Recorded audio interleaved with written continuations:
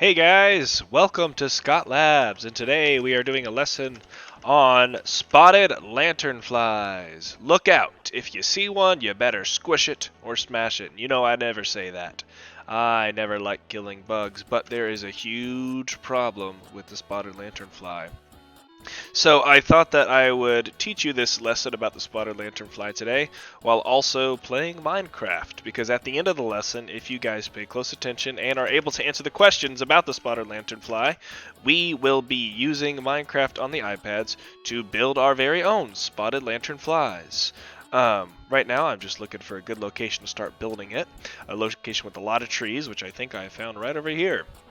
So, I'm going to start off by saying I'm not the best at Minecraft, but I used to be pretty good. And while it's hard to do a lesson while also building on Minecraft, I'm going to try my best. So first, let me start off by telling you the spotted lanternfly is not native to the United States. It is from China, and we don't know how it got here. The spotted lanternfly might have came over on a shipment. I mean, it had to have came over on a shipment of goods, and for some reason, it only ended up in Pennsylvania. Thank goodness, because if it was in Georgia, that would not be good at all. I would not like that. So it ended up in Pennsylvania. We're not sure how it got there, but it is causing all sorts of havoc. So it's killing plants.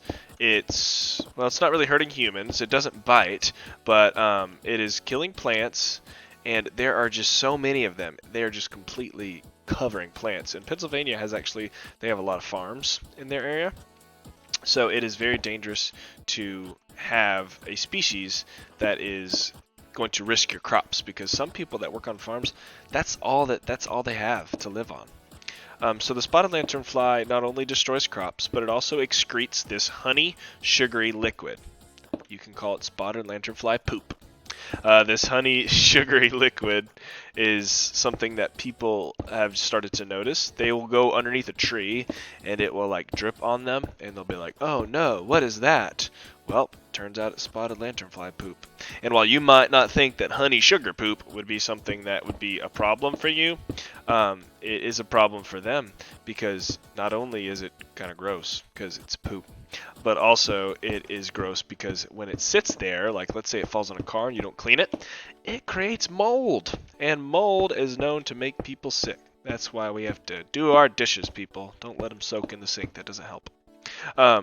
So this spotted lanternfly, I think I'm going to use this for the antennas, destroys crops. This spotted lanternfly poops on you.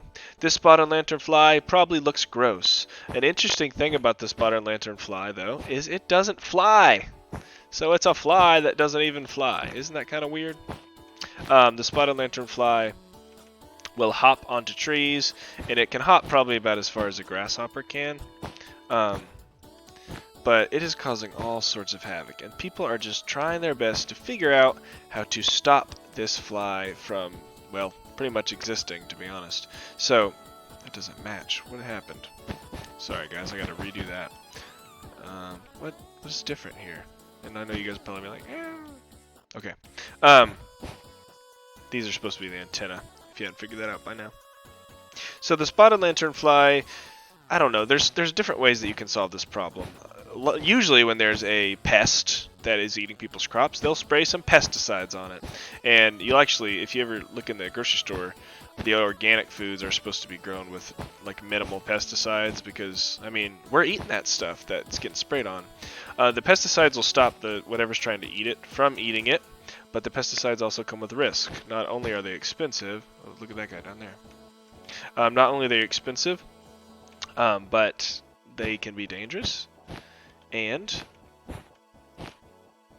people don't want to pay a bunch of money just to, stop a fly from eating the food. So what is happening here is kind of a unique point in science. That doesn't match, but I guess every wing of a spotted lanternfly is probably unique. What the scientists are starting to do is they are starting to figure out, I don't think sand will work there, that if you bring another species over that is native to China, that is a natural enemy of the spotted lanternfly, then that might solve the problem, and it might allow it to be kind of put in check because, you know, like I said earlier, we have the deer. Oh, not the deer. We have regular flies, but you know, regular flies are eaten by spiders and things. So, you know, we don't have that big of a problem. Actually, in Georgia, there's an interesting thing.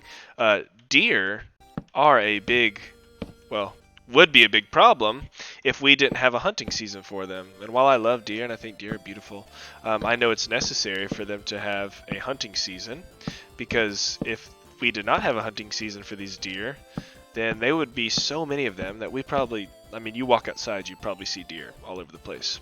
So it is not such a bad thing when you really think about it. Although, you know, I probably wouldn't be out there doing that. So the invasive species that scientists are thinking about incorporating is actually a wasp. So, like, how do you guys think about the idea of bringing a wasp that is foreign to the United States over here? You guys think you want more wasps up in here? Well, while you probably said no to that, it is a microscopic wasp. You can't see it unless you have a microscope. And not only is it just a microscopic wasp, it also probably is too small to sting humans. So if that wasp came over here, it probably would not bother you at all. And right now the spotted lanternfly is not even bothering you. Oh, it just fell down. But something that might be bothered by it are other forms of insects and other plants, because we don't really know what this wasp eats per se.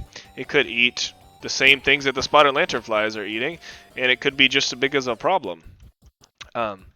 So what they're going to do right now, scientists are studying these wasps, and they are figuring out if they introduce them to our ecosystem, how would it affect our ecosystem? Would they eat everything, or would they simply just keep the spotted lanternflies in check? So there are a couple options that we could take in order to keep these spotted lanternflies away. On the answer sheet, I'd like you guys to pick out your favorite solutions, and then we will talk about them together. So I was going to add more details to my spotted lanternfly, but let's look at it from above. There it is, my spotted lanternfly. That's as best I could do. Oh, you know what? Let me add some eyeballs.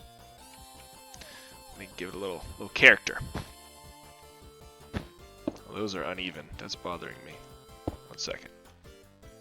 No. Ah! Don't stop me now. There we go. Spotted lanternfly. The spotted lanternfly in all its glory. Don't you come over here, spotted lanternfly. So, that's my spotted lanternfly. I'm going to show you guys a picture of one on the board. So, you can make a 3-dimensional one, a 2-dimensional one, however you'd like. But as soon as you answer the questions, see me for an iPad, and once I check your sheet off, you guys can work as a team, you and one other person, just partners, to build a spotted lanternfly and hope that they don't come to Georgia. All right, guys. Well, good luck.